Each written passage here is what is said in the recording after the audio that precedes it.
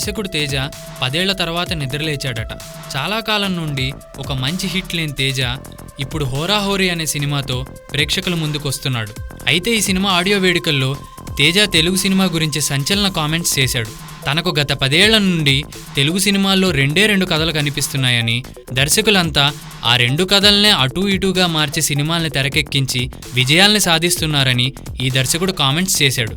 అయితే వాళ్ళని ఏమాత్రం తప్పు పట్టకుండా వారి సినిమాల్ని హిట్ చేస్తున్న ప్రేక్షకులు తనని మాత్రం ఏ సినిమా తీసినా జయన్ సినిమానే మళ్లీ తీశానని, తన సినిమాల్ని ఫ్లాప్ చేస్తున్నారని ఆవేదన వ్యక్తం చేశాడు.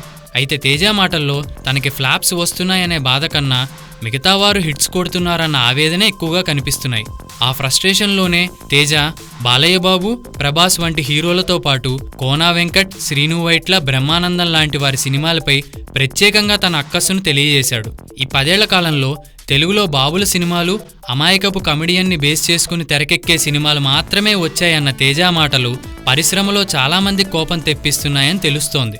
అయితే పనిలో పనిగా తేజ సమరసింహారెడ్డి, నరసింహనాయుడు, ఇందిరా లాంటి సినిమాల దగ్గర నుండి మొన్న వచ్చిన మిర్చి లాంటి సినిమాల్ని కూడా టార్గెట్ చేసి మాట్లాడడంతో ఇప్పుడు ఆయా హీరోల అభిమానులు కూడా ఈ డైరెక్టర్పై ఫైర్ అయిపోతున్నారు. మరోవైపు సినీ విశ్లేషకులు కూడా తేజ వాదనని తప్పుపడుతున్నారు. నిజానికి ఈ 10 ఏళ్ల కాలంలో తెలుగు సినిమా స్టామినా చాలా వరకు పెరిగిందని చెప్పుకోవచ్చు. ఇక కథల పరంగా చూసుకున్నా చాలా గొప్ప సినిమాలే తెలుగు ప్రేక్షకుల్ని పలకరించాయి.